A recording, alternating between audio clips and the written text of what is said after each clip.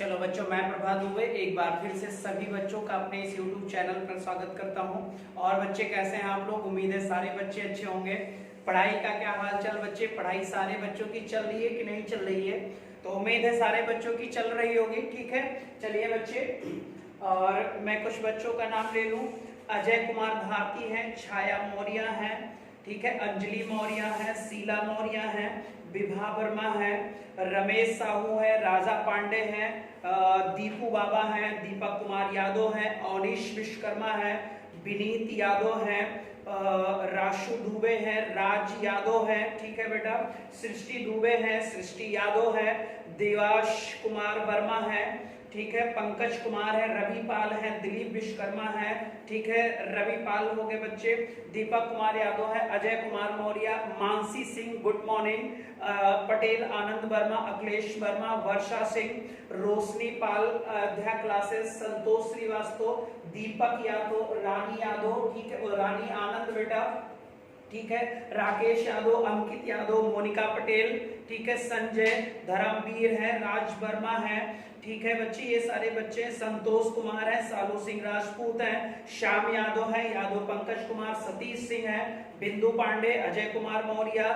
सत्यम पांडे, गौतम सिंह, ठीक है, प्रियंका यादव, विपिन यादव, दिलीप विश्वकर्मा, सचिन सिंह राजपूत है बेटा, ठीक है, सारे बच्चों को गुड मॉर्निंग। विवेक यादव, रेणु प्रजापति, प्रिया वर्मा, ठीक है बच्चे, अरविंद गुर्जर, आकांक्षा सिंह, ये सारे बच्चे हैं हमारे जो लगातार वीडियो को देख रहे हैं बेटा। मोनिका पटेल, राज वर्मा भी हो गए, रोशनी पाल है, पूजा वर्मा है बच्चे, ठीक है, प्रिया कुमारी प्रिया है, ठीक है, चलिए बच्चे, छाया है, ये सारे बच्चे हैं बच्चे जो लगातार वीडियो पे, नवीन मिश्रा है बेटा, ठीक है, चलिए, सुनील यादव है, और बच्चे देवेश कुमार है, ठीक है, चलिए, रामपाल है, और जितने भी बच्चे हैं हमारे जो लगातार वीडियोस को देख रहे हैं बच्चे, ठीक है, आकृति सिंह है, ये सारे बच्चे हैं। तो चलिए बच्चे, विनीता यादव है, ठीक है, रूबी सिंह है, ठीक है, चलिए आइए बच्चे बात करते हैं, रूबी यादव भी है, रेणु चौरसिया है, ठीक है, चलिए आइए बच्चे बात करते हैं। हम लोग बच्चे प्रेसिडेंट के बारे में बात कर रहे थे, और प्रेसिडेंट के बच्चे हम लोग नेशनल इमरजेंसी के बारे में बात कर रहे थे, और हमने कहा था बेटा कि मैं शुरू में कुछ क्वेश्चन पूछूंगा, शुरू में कुछ क्वेश्चन पूछूंगा। पहला क्वेश्चन ध्यान से सुनना, पहला क्वेश्चन ध्यान से सुनना, क्या राष्ट्रपति अध्यादेश जारी कर सकता है? क्या राष्ट्रपति अध्यादेश जारी कर सकता है? आपका रिजल्ट क्या होगा ये आप बताओगे। दूसरा क्वेश्चन, ध्यान से पहले क्वेश्चन सुन लो फिर आंसर देते रहना।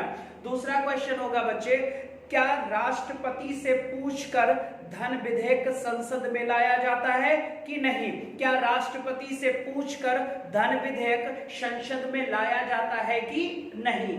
क्या बच्चे, जब किसी व्यक्ति को सेना न्यायालय द्वारा कोर्ट मार्शल किया जाता है, तब बच्चे उसमें परिवर्तन का अधिकार राष्ट्रपति का होता है या राज्यपाल का होता है? राष्ट्रपति का होता है कि राज्यपाल का होता है, ये आप बताओगे। फिर अगला क्वेश्चन है, भारत देश में कितने बार राष्ट्रीय आपातकाल लागू किया गया?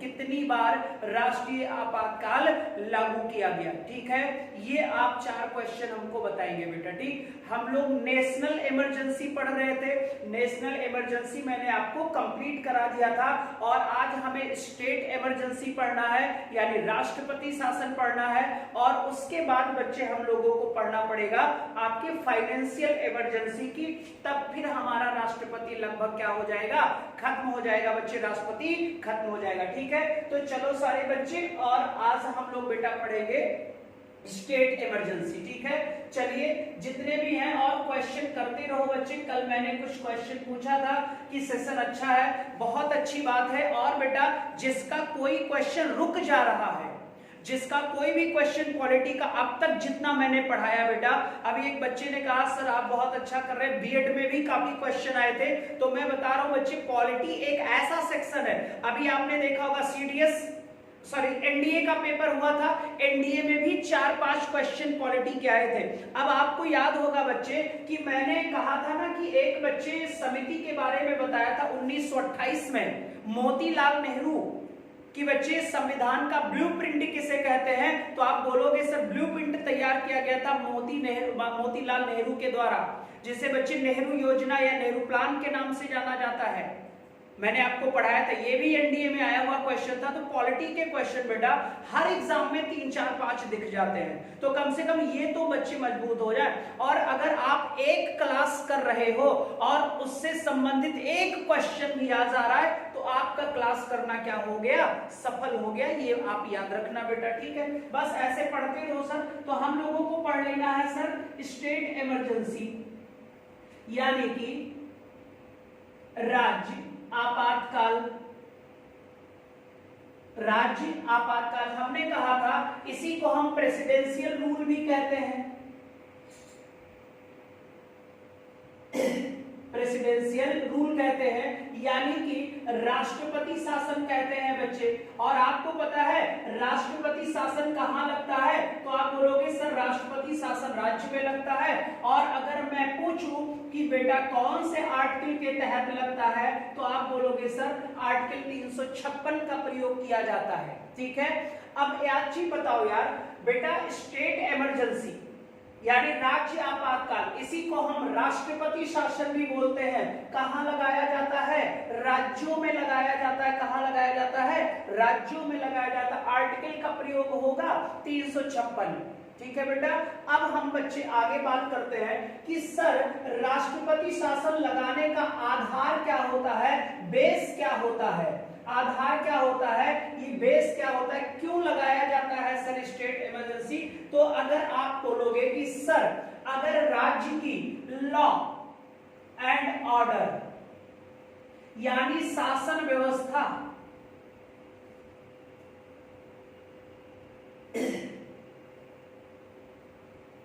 क्या बेटा, लॉ एंड ऑर्डर शासन व्यवस्था अत्यधिक क्या हो जाए, खराब हो जाए। अत्यधिक क्या हो जाए बेटा, खराब हो जाए, तब बच्चे राज्य में राष्ट्रपति शासन लगाया जाता है। लेकिन इसका रिकमेंडेशन करेगा बच्चे, ये मत समझ लेना कि नेशनल इमरजेंसी राष्ट्रपति लगा दे रहा था तो राज्य में राष्ट्रपति शासन राज्यपाल लगा देगा, ऐसा नहीं होता है। सारे आपातकाल की उद्घोषणा हमारा प्रेसिडेंट ही करता है। बट आपको मैंने शुरू में बताया था कि जो राज्यपाल होता है वो राष्ट्रपति के एजेंट के रूप में राज्यों में कार्य करता है।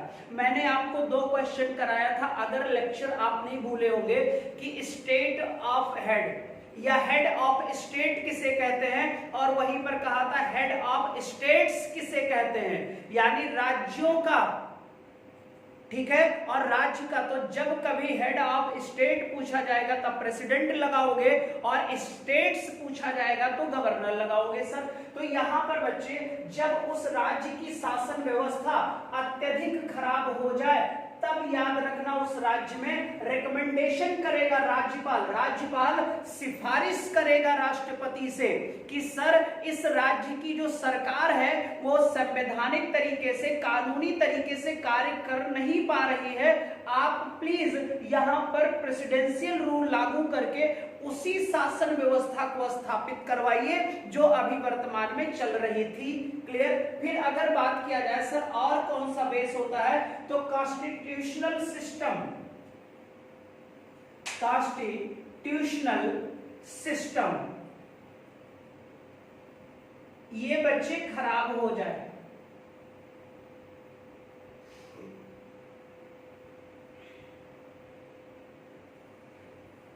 संवैधानिक तंत्र विफल हो जाए, ठीक है।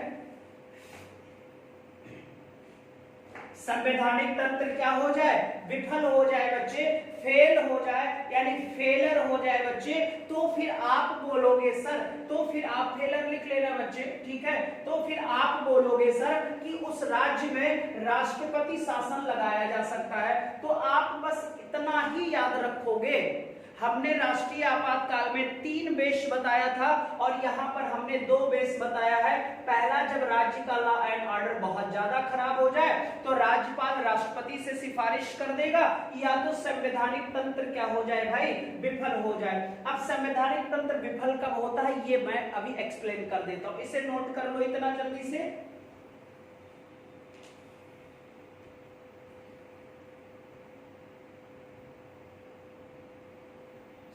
बच्चे नोट करेंगे।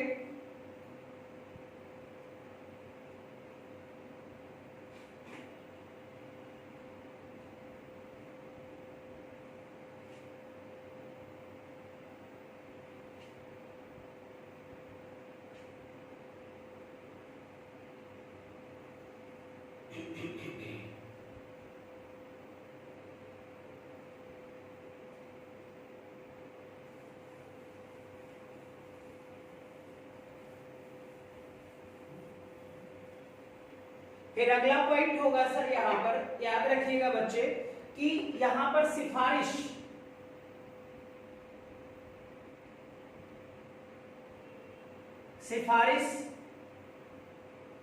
राज्यपाल करेगा, किससे करेगा?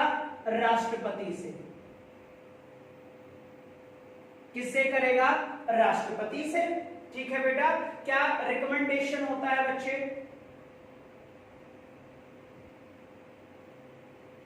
रिकमेंडेशन करेगा यानी सिफारिश राज्यपाल करेगा, किससे बेटा?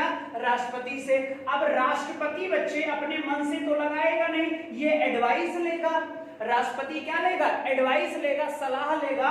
और एडवाइस किससे लेगा? तो आपको पता है मंत्रिपरिषद से लेगा। एडवाइस किससे लेगा?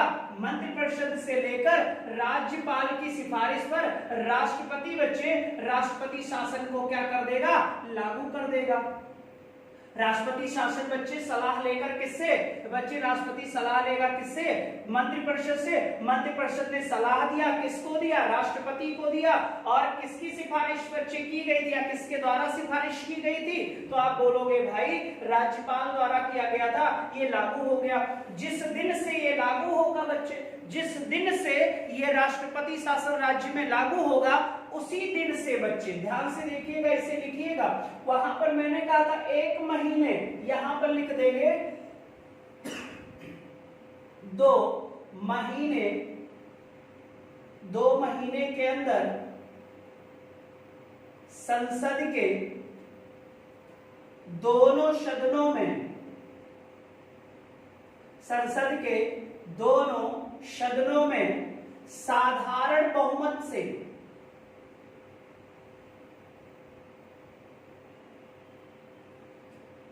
पास होना चाहिए। पास होना चाहिए बच्चे। और अगर ये पास 2 महीने के अंदर नहीं होता है तो आपको भी पता है कि 2 महीने बाद ये स्वतः ही क्या हो जाएगा? समाप्त हो जाएगा। स्वतः ही क्या हो जाएगा? समाप्त हो जाएगा। इसे नोट करो जल्दी से। और सारे बच्चे बताओ समझ में आया इतने बात की नहीं आई?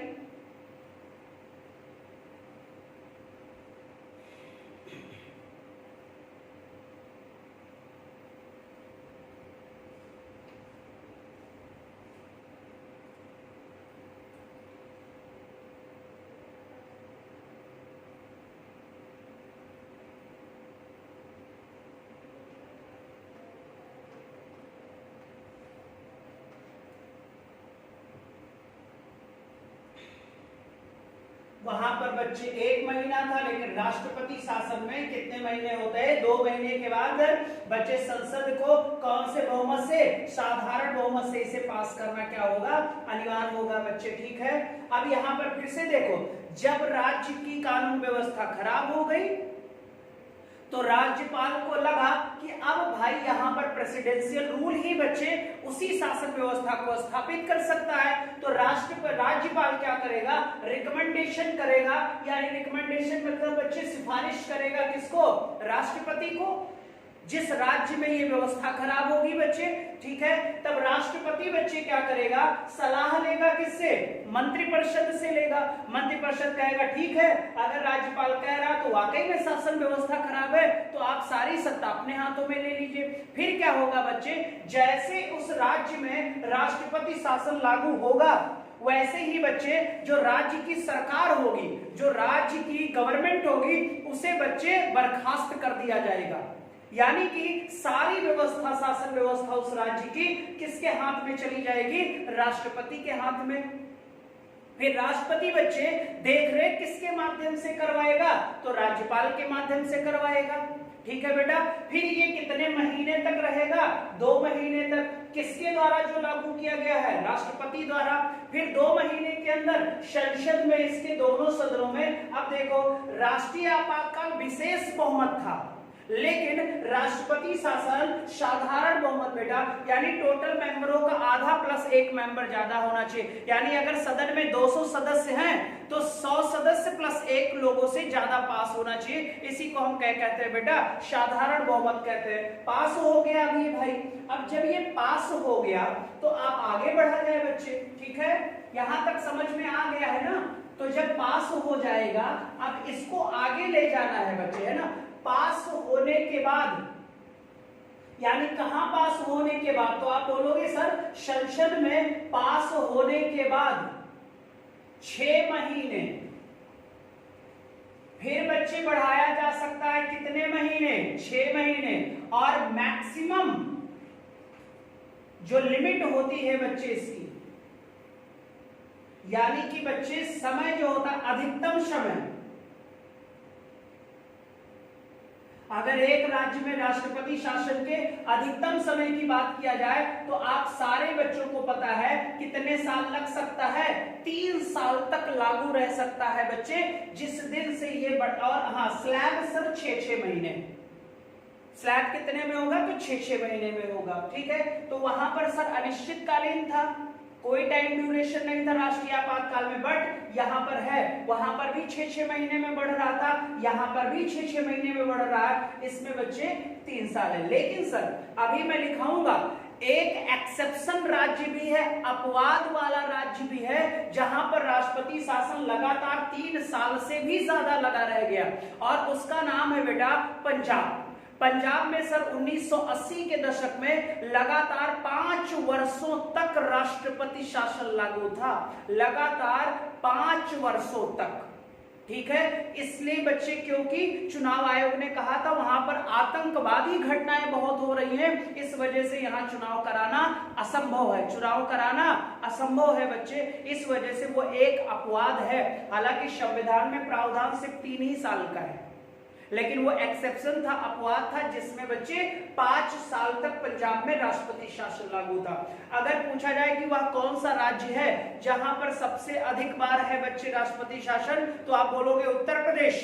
और अगर सबसे लंबा समय पूछ लेगा, मतलब पीरियड पूछेगा, दिन की संख्या पूछेगा, तो आपको पता है सर सबसे ज्यादा है पंजाब में, दिनों की संख्या सबसे ज्यादा पंजाब में है, ठीक है? लेकिन ऐसे ओवरऑल गिनती में 10 से अधिक बार लगा है उत्तर प्रदेश में, ठीक? इतना क्वेश्चन आपका हो गया होगा, ठीक है?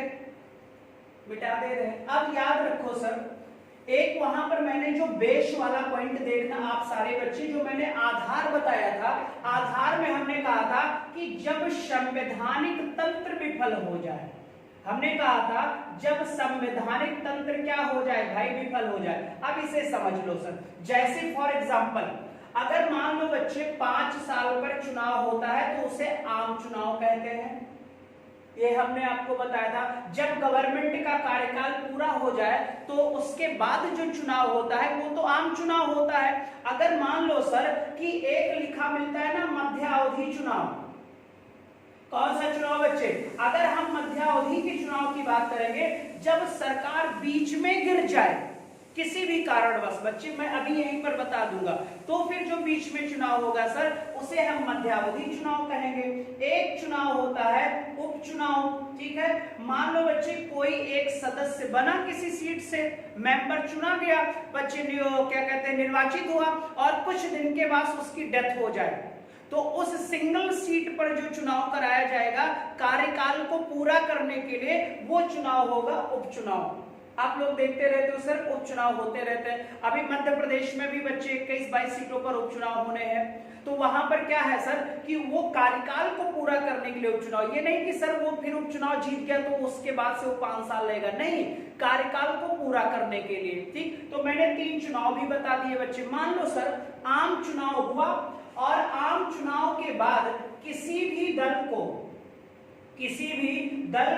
स्पष्ट बहुमत नहीं मिला, किसी भी दल को स्पष्ट बहुमत नहीं मिला, तो जब स्पष्ट बहुमत नहीं मिलेगा तो भाई क्या नहीं बनी? सरकार नहीं बनी। सरकार जब नहीं बनेगी, तो जब सरकार नहीं बन रही है तो अभी फिर चुनाव हुआ था, क्या फिर बेटा तुरंत चुनाव करा दिया जाएगा? नहीं कराया जाएगा बच्चे। तुरंत कहां से चुनाव हो सकता? आज काउंटिंग हुई, सरकार नहीं बनी, फिर कल चुनाव करा देंगे? पॉसिबल ही नहीं है। यहाँ पर मिनिमम 6 मंथ लिया जाता है बच्चे। तो जब संवैधानिक तंत्र विफल हो जाता है बच्चे, तो उस समय उस राज्य में एक शासन लगा दिया जाता है, जिस शासन का नाम राष्ट्रपति शासन होता है। और आपको पता है सर, यहाँ पर विधानसभा को जब ये विफल हो गए, सरकार नहीं बनी, राष्ट्रपति शासन लग गया, तो विधानसभा को बच्चे 6 महीने तक क्या नहीं किया जाता? भंग नहीं किया जाता। यानी 6 महीने विधानसभा चलेगी, भले मेंबर ना जाए बच्चे, वो अलग चीज हो गया, बट 6 महीने चलेगी। और 6 महीने के बाद अगर संवैधानिक तंत्र विफल हो गया, कोई भी सरकार नहीं बना पा रहा है, तो फिर बच्चे राष्ट्रपति शासन के बाद घोषणा हो जाएगा कि अब इस राज्य में पुनः मध्यावधि चुनाव कराया जाएगा। इतनी बात बताओ समझ में आ गई? ये मैंने संवैधानिक तंत्र भी बता दिया। सारे बच्चे एक साथ मैसेज करो और बताओ कि सर समझ में आया कि नहीं आया। जल्दी से एक तरफ से बताओ।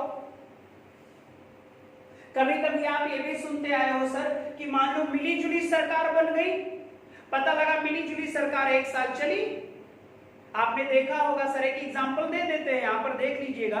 महाराष्ट्र ने आपने देखा था, महाराष्ट्र में क्या हुआ बच्चे? सबसे बड़ा दल बीजेपी बना, और आपने देखा एक दिन के लिए मुख्यमंत्री बने थे, और अगले दिन बच्चे क्या हुआ कि जो आपके उद्धव ठाकरे जी की पार्टी थी शिवसेना, उन्होंने कांग्रेस और बच्चे आपके शरद पवार की पार्टी से मिलकर बना लिया। तो आपने देखा होगा कि बच्चे जो वहां के देवेंद्र फडणवीस थे, उन्होंने त्यागपत्र दिया कि नहीं दिया बच्चे? ये आप याद रखिएगा। वहां पर संवैधानिक तंत्र विफल हो गया था, राष्ट्रपति शासन लग गया था, और उसी के बाद राष्ट्रपति शासन के दौरान तीनों पार्टियां एक हो गई और बच्चे उन्होंने बहुमत सिद्ध कर दिया। अगर नहीं सिद्ध करती तो 6 महीने के बाद महाराष्ट्र में भी क्या होता? चुनाव हो जाता। ये पॉइंट याद रखो, ठीक? इतनी बात बताओ समझ में आई?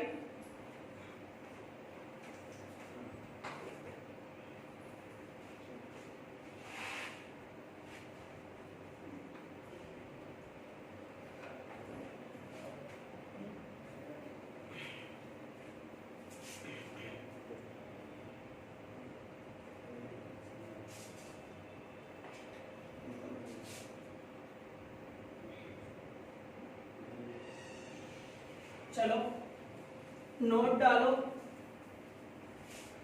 और नोट में लिखेंगे सारे बच्चे, पहला राज्य जहां पर लागू हुआ कौन सा शासन? राष्ट्रपति शासन।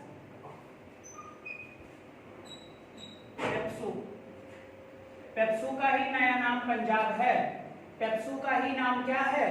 पंजाब है। ये याद रखो बच्चे, कभी कभी पेप्सू भी दे देगा, तो पेप्सू का नया नाम क्या है? पंजाब है बच्चे। और पंजाब पुराना नाम इसका क्या है? पेप्सू है। और कब लागू हुआ था? 1951 में। फिर इसी नोट में सर्वाधिक बार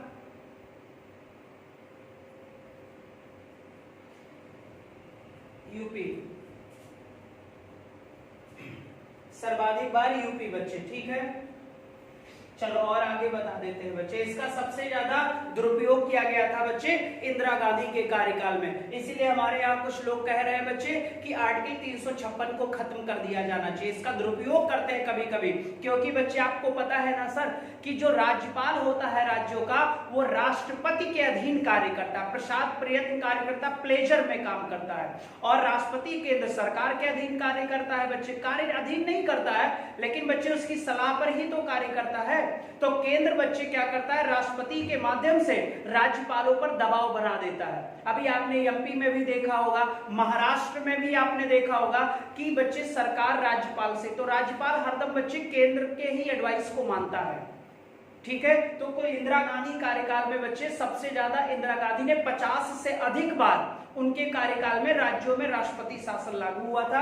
सर्वाधिक बार यूपी 10 बार से ज्यादा है। और पहली बार अगर बात किया जाए तो पेप्सू में लागू था। पेप्सू का ही नया नाम पंजाब है बेटा। जब पेप्सू तब था जब हिमाचल प्रदेश और पंजाब एक था। क्लियर? फिर याद करो, हमने जब बच्चे राष्ट्रपति की अत्यंतिक वीटो की बात की थी, एब्सोल्यूट पावर की बात की थी, तो सबसे पहले इसी पंजाब और हिमाचल प्रदेश के सीमा से संबंधित एक बच्चे विवाद बिल गया था राष्ट्रपति डॉक्टर राजेंद्र प्रसाद के पास, तब उस पर उन्होंने एब्सोल्यूट वीटो का इस्तेमाल किया था, खत्म कर दिया था उसे। मैंने बताया है एब्सोल्यूट पावर में। तो मुझे लगता है अब इतनी बात आप लोगों को समझ में आ गई होगी, और यहां तक अब मुझे उम्मीद है कोई डाउट आपके मन में नहीं होगा।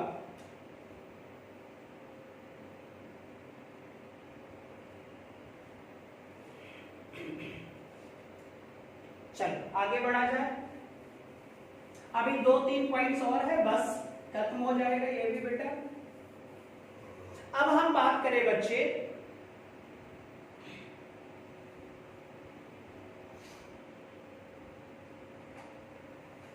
अब हम बात कर लें अपवाद एक्सेप्शन की।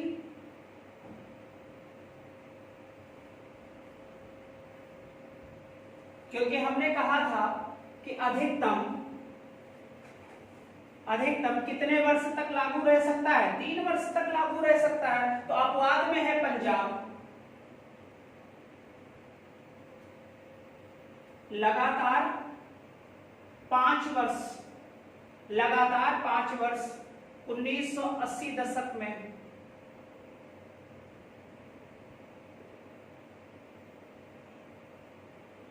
आतंकवादी घटनाओं के कारण, आतंकवादी घटनाओं के कारण बच्चे, ठीक है, सारे बच्चे ध्यान से देख लेंगे, आतंकवादी घटनाओं के कारण ये एक अपवाद होगा, क्योंकि कॉन्स्टिट्यूशन में अधिकतम 3 ही वर्ष तक है बच्चे। बट पंजाब फर्स्ट टाइम भी पंजाब में लगा था और 80 के दशक में लगातार 5 साल तक था।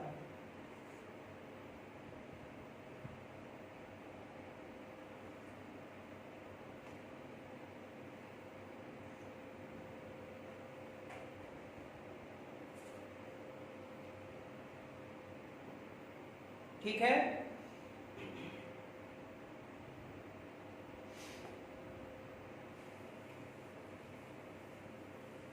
अब इसके इफेक्ट समझ लो, प्रभाव क्या क्या पड़ता है जब एक राज्य में बच्चे राष्ट्रपति शासन लगता है। ठीक है, तो इसके प्रभाव भी पढ़ लेंगे।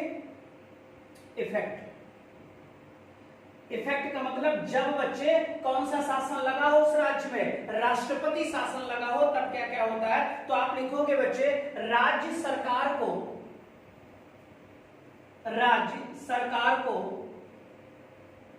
बर्खास्त कर दिया जाता है, बर्खास्त कर दिया जाता है बच्चे। ठीक है, स्टेट गवर्नमेंट सस्पेंड, ठीक है, स्टेट गवर्नमेंट सस्पेंड हो जाती है बच्चे।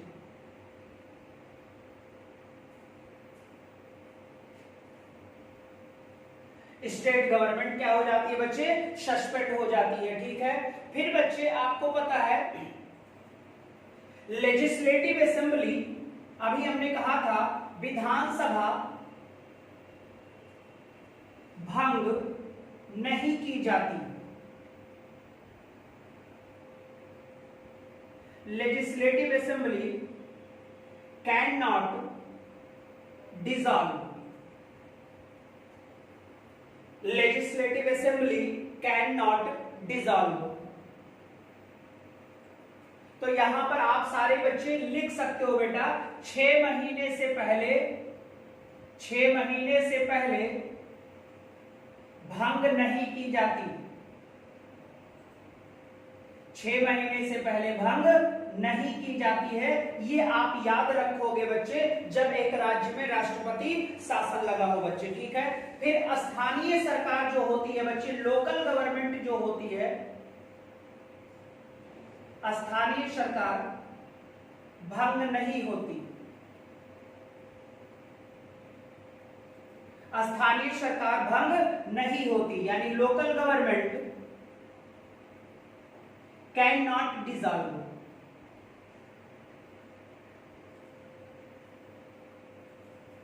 स्थानीय सरकार जो होती है इसे भंग नहीं किया जाता बच्चे।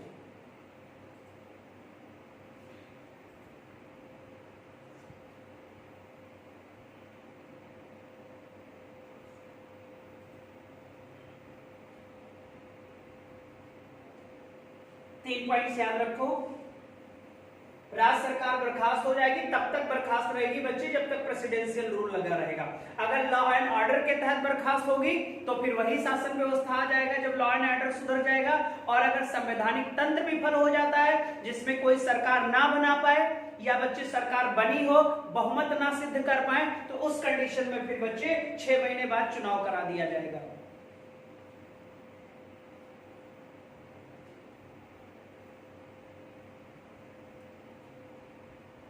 ठीक है बेटा।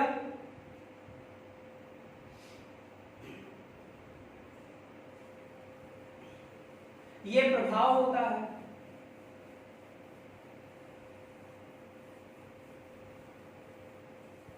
और हाँ सर, जब राज्य में बेटा ध्यान से सुन लेना, चाहे लिख भी सकते हो कहीं पर, जब राज्य में राष्ट्रपति शासन लागू होगा तो उस राज्य के लिए जो कानून बनाएगा वो कानून केंद्र सरकार बनाएगा। जब राज्य में राष्ट्रपति शासन लागू होगा तो उस राज्य के लिए कानून कौन बनाएगा? केंद्र सरकार बनाएगा। ये बात आप अच्छी तरीके से याद रखना। ठीक है बेटा, ये बात आप याद रखोगे सर। और हाँ बच्चे, मैंने बच्चे राष्ट्रीय आपातकाल में भी बताया था, अगर देश में नेशनल इमरजेंसी लगी है तो लोकसभा का कार्यकाल अगर इमरजेंसी के दौरान पूरा हो जाए तो एक बार में 1 वर्ष के लिए लोकसभा का कार्यकाल बढ़ा दिया जाएगा।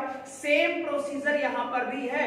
अगर किसी राज्य में राष्ट्रपति शासन लागू है लॉ एंड ऑर्डर के कारण, तो बच्चे विधानसभा के कार्यकाल को भी 1 वर्ष के लिए बढ़ाया जा सकता है। 1 वर्ष के लिए बढ़ाया जा सकता है। ये बात आप याद रखना बच्चे। ठीक है। और हाँ सर, एक क्वेश्चन और ध्यान से सुन लीजिएगा। क्या बच्चे हमारा राष्ट्रपति शासन न्यायिक पुनर्विलोकन यानी जुडिशियल रिव्यू के दायरे में आता है? तो यस सर, न्यायिक पुनर्विलोकन के दायरे में आता है।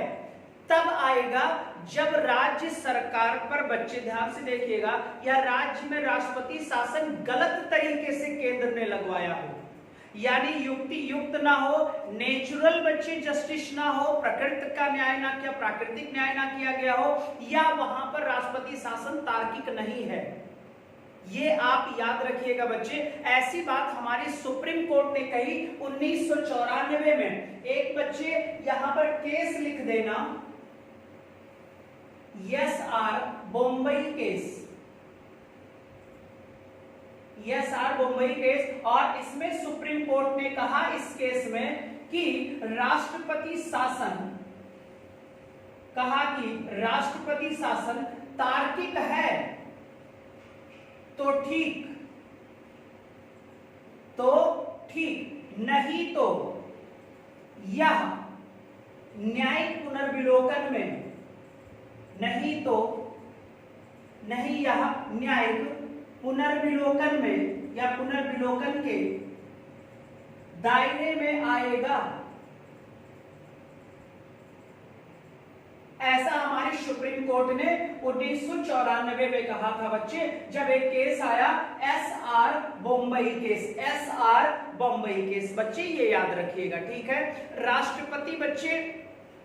राष्ट्रीय आपातकाल भी न्यायिक पुनर्विलोकन में आता है जब राष्ट्रीय आपातकाल न्यायिक ना हो बच्चे। ये आप याद रखिएगा भाई। फंडामेंटल राइट्स का हनन होगा तो यही तो खड़ा होगा जिसका नाम सुप्रीम कोर्ट है। तो इस केस के बाद से सुप्रीम कोर्ट ने कहा भारतीय सरकार से कि अगर राष्ट्रपति शासन तार्किक नहीं होगा तो भाई उस पर न्यायिक पुनर्विलोकन की सिस्टम है, हम उसकी सुनवाई कर सकते हैं बच्चे। ठीक है। तो ये आप याद रखोगे सर। और अब बच्चे आपका प्रेसिडेंशियल रूल वाला टॉपिक भी क्या हो गया? खत्म हो गया।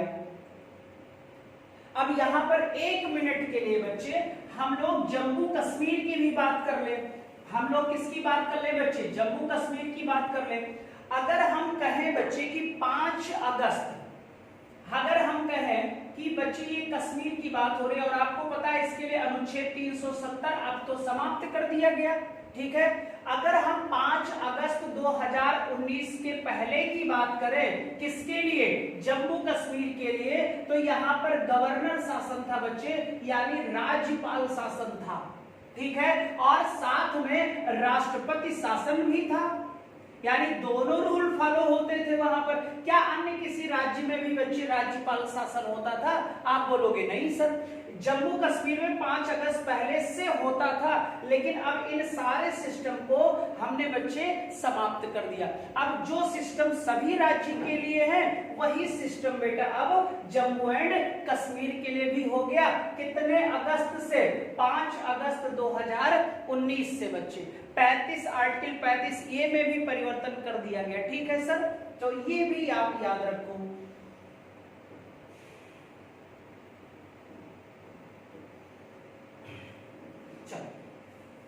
अब आप लोग अगर बच्चे किताबें होंगी या लुसेंट वगैरह भी जो भी बुक होगा, आप एक जगह बच्चे लिखा मिलेगा अनुच्छेद 365, और यहां पर भी बच्चे आपको लिखा मिलता है सर, बहुत बच्चे कंफ्यूज रहते हैं, राष्ट्रपति शासन। यहां पर भी आपको राष्ट्रपति शासन लिखा मिलेगा। और भाई अनुच्छेद अभी मैंने पढ़ाया कि 356 में भी सर राष्ट्रपति शासन लगा हुआ है। अगर ये 2 आर्टिकल है बेटा, तो इन दोनों के मध्य कोई ना कोई तो डिफरेंस होगा, तभी तो 2 आर्टिकल लिखा गया। नहीं पागल तो थे नहीं हमारे संविधान निर्माता लोग बेटा। ठीक है, तो यहां पर बच्चे, जब यहां पर मैंने आपको 2 बातें बताई कि तब राष्ट्रपति शासन लागू होगा राज्य में। मैंने अभी जो पढ़ाया आर्टिकल 356 पढ़ाया, उसमें कहा कि जब लॉ एंड ऑर्डर खराब हो जाएगा तब, या तो बच्चे कॉन्स्टिट्यूशनल सिस्टम फेल हो जाएगा, यानी संवैधानिक तंत्र विफल हो जाएगा। तो इन 2 सिचुएशन में राज्यपाल राष्ट्रपति से बच्चे सिफारिश करेगा, राष्ट्रपति केंद्र सरकार से सलाह लेकर बच्चों से इंप्लीमेंट कर देगा, यानी लागू कर देगा। फिर 2 महीने के अंदर संसद में पास हो जाएगा, फिर वो 6 महीने, और अधिकतम बच्चे कितने? 3 साल। और एक अपवाद भी मैंने पंजाब राज्य को बता दिया। तो सर आप कहोगे इन दोनों के मध्य में कुछ ना कुछ तो अंतर होगा। ठीक है, तो ध्यान से सुनना, बहुत इंपॉर्टेंट टॉपिक है ये। अभी मैंने कहा था कि सिटीजनशिप अमेंडमेंट एक्ट आया 2019, यानी नागरिकता संशोधन अधिनियम आया था कि नहीं आया? सारे बच्चे बताओ। अब जो ये नागरिकता संशोधन अधिनियम आया बेटा 2019 में, आपने देखा ये कानून जो बनाया गया ये केंद्र ने बनाया, और केंद्र द्वारा बनाया गया कानून सभी राज्य को मानना होता है। मान लो बच्चे, अभी ध्यान से देखना कि केंद्र ने तो इसे लागू कर दिया। अब कुछ राज्यों ने बच्चे, कुछ राज्यों ने सिटीजनशिप अमेंडमेंट एक्ट का क्या किया? विरोध किया। जैसे विरोध करने वाला पहला राज्य केरल था, पंजाब ने भी विरोध किया, पश्चिम बंगाल ने भी विरोध किया। अब एक चीज बताओ, केंद्र का कहना ये राज्य मान रहे हैं, तो आप बोलोगे नहीं मान रहे हैं सर, ये विरोध में है केंद्र के बनाए गए कानून के।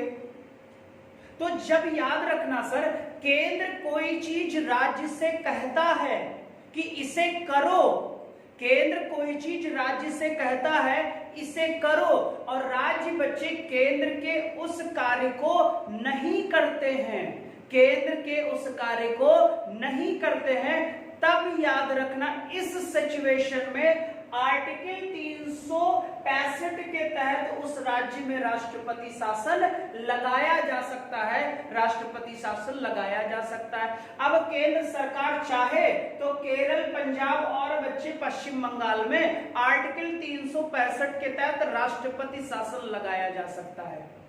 ये आप याद रखना, यही एक छोटा सा डिफरेंस। वहां पर संवैधानिक तंत्र विफल हो रहा था और लॉ एंड ऑर्डर खराब हो रहा था, तब लग रहा था। यहां पर जब केंद्र बच्चे, केंद्र का कहना राज्य नहीं मानता है, केंद्र का कहना राज्य नहीं मानता है, तब यहां पर लगाया जा सकता है। यही एक छोटा सा डिफरेंस है बेटा। केंद्र सरकार का राज्य कोई आदेश ना माने तो उस राज्य में बेटा ये लगाया जा सकता है। ठीक है, हमने आपको एग्जाम्पल सहित बता दिया। अब बताओ यार, इतनी बात समझ में आई कि नहीं आई? दोनों में डिफरेंस हो गया, यानी यहां लिख दें केंद्र सरकार का कहना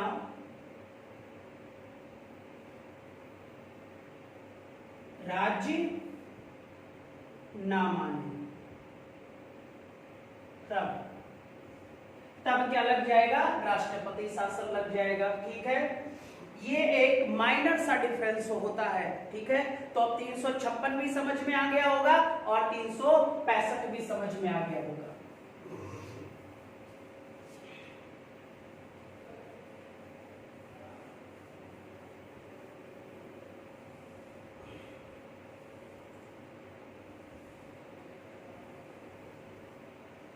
सारे बच्चे एक तरफ से बताओ समझ में आया कि नहीं आया। सारे बच्चे एक तरफ से बताओ बेटा।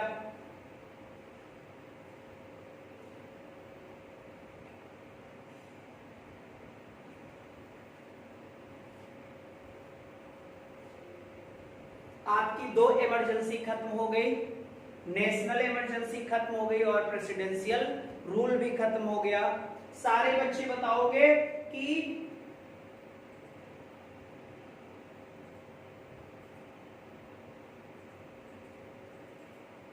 356 में और 365 में मैंने डिफरेंस भी बता दिया कि केंद्र सरकार का जब कोई कानून राज्य लागू ना करे तो राज्य की सरकार को केंद्र सरकार बच्चे बर्खास्त करवा सकती है राष्ट्रपति के माध्यम से, राज्यपाल द्वारा, ठीक है।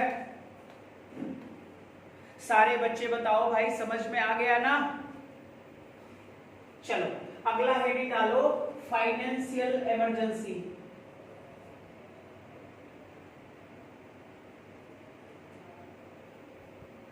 वित्तीय आपातकाल।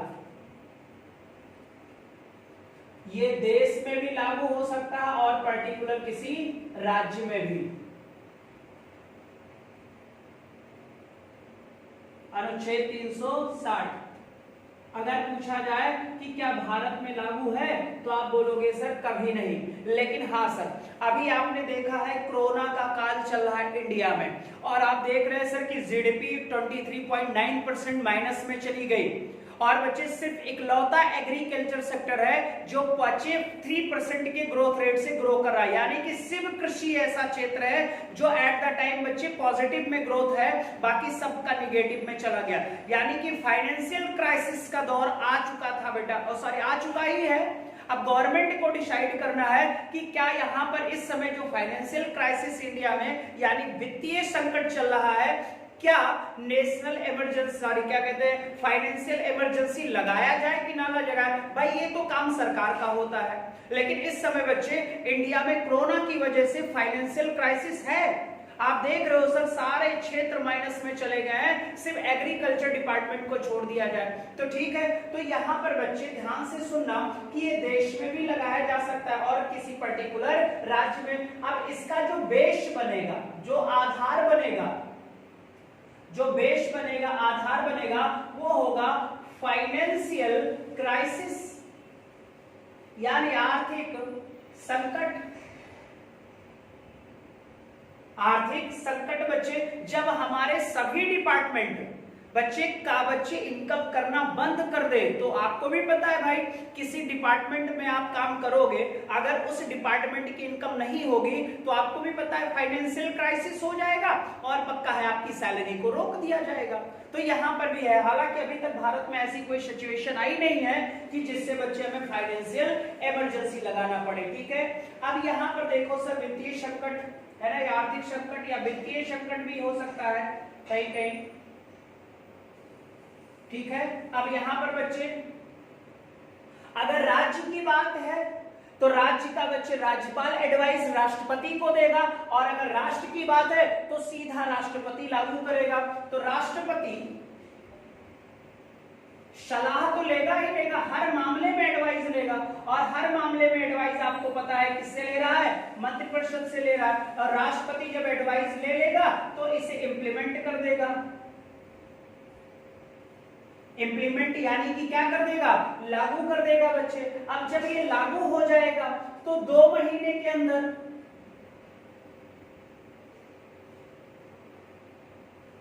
संसद में पास होना अनिवार्य,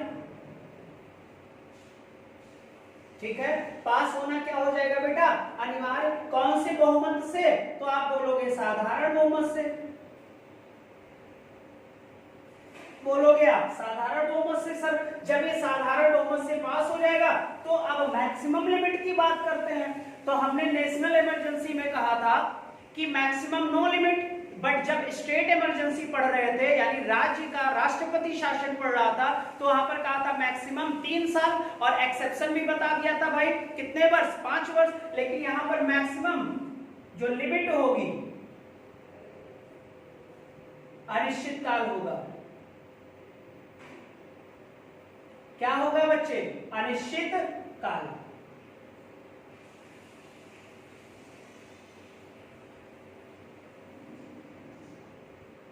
यानी एक देश में बच्चे अनिश्चितकालीन समय तक बच्चे वित्तीय आपातकाल लागू रह सकता है। लेकिन अगर सिचुएशन सही हो जाती है तो राष्ट्रपति कभी भी बच्चे इस आपातकाल को वापस भी ले सकता है, कभी भी वापस ले सकता है। ये बात आप याद रखोगे, ठीक है। तो बच्चे राष्ट्रीय आपातकाल में अनिश्चितकालीन तक, लेकिन राष्ट्रपति शासन में मैक्सिमम 3, बट अपवाद पंजाब 5 वर्ष। क्लियर। और वित्तीय काल में भी बच्चे जब वित्तीय संकट यानी फाइनेंशियल क्राइसिस आ जाएगा तो मंत्रिपरिषद यानी मिनिस्टर काउंसिल के सिफारिश पर, एडवाइस पर बच्चे राष्ट्रपति लगा देगा, ठीक है।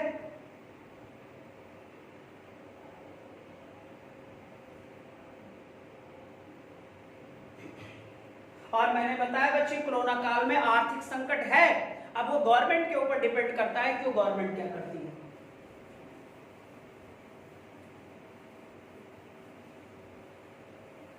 अभी आपने देखा होगा बिग बाजार को भी बच्चे रिलायंस इंडस्ट्रीज ने खरीद लिया है अप्रॉक्स 25,000 करोड़ में। बिग बाजार अब आपका बच्चे रिलायंस का हो गया। और ये जो कैपिटलिज्म व्यवस्था आ रही है बच्चे, कहीं ना कहीं आने वाले कल में हम लोगों के लिए बहुत नुकसानदेह होगा। एक व्यक्ति का प्रभुत्व होता जा रहा है देश पर, ये याद रखिएगा बच्चे। ये कहीं ना कहीं हमारे देश के लिए आने वाले कल में दिक्कतें होगी बच्चे, ठीक है। अब लास्ट बच्चे इसमें होगा इफेक्ट, क्या क्या प्रभाव पड़ता है जब किसी राज्य या देश में नेशनल बच्चे फाइनेंशियल इमरजेंसी लगती है, ठीक है। तो यहां पर बच्चे आप इफेक्ट में पढ़ लोगे। प्रभाव इसका देखा जाता है, अगर प्रभाव की बात करें बच्चे तो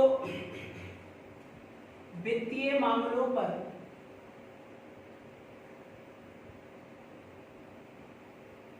केंद्र सरकार राज्य सरकार को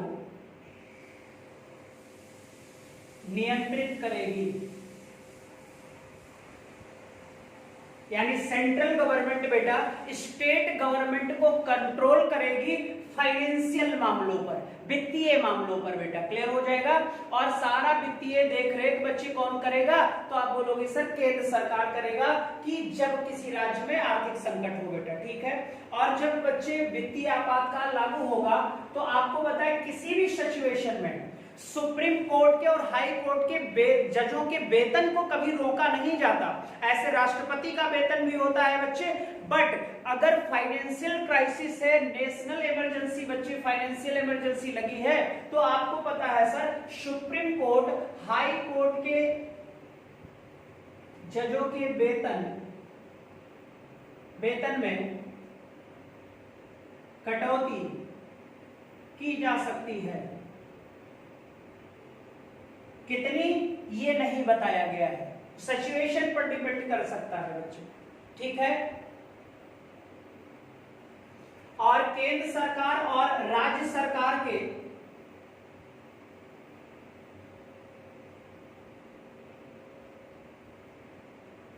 केंद्र सरकार और राज्य सरकार के जितने भी एम्प्लॉय होंगे बच्चे, जितने भी एम्प्लॉय होंगे, इनके वेतन में कटौती की जा सकती है।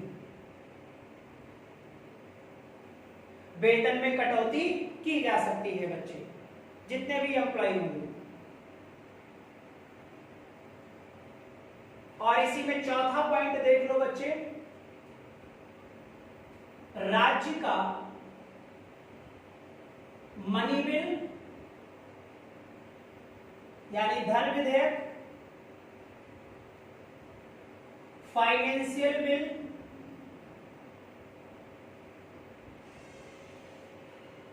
यानी वित्त विधेयक, यह दोनों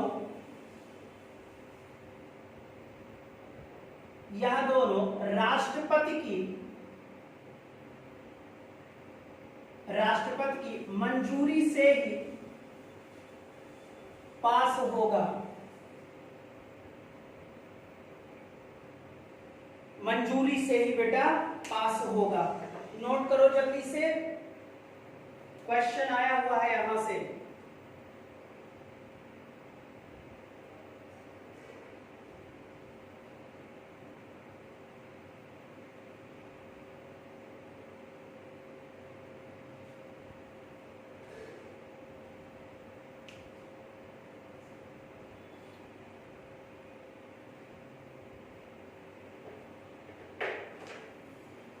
ठीक है,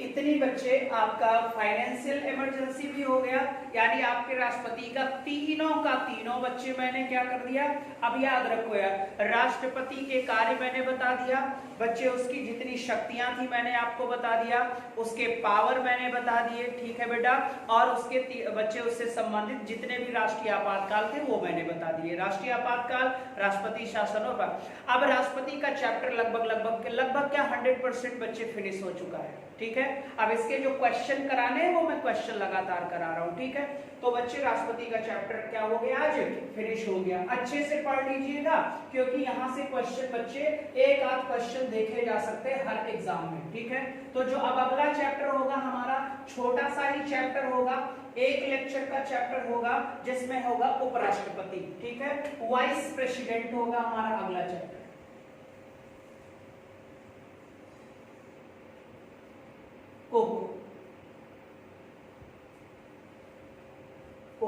राष्ट्रपति। अगर मैं पूछूं कि ये पद कहां से लिया गया है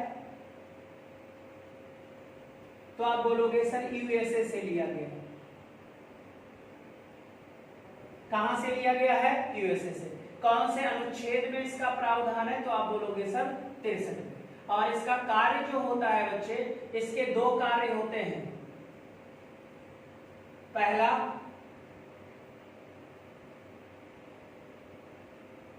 राज्यसभा के सभापति के रूप में, और दूसरा जो कार्य होता है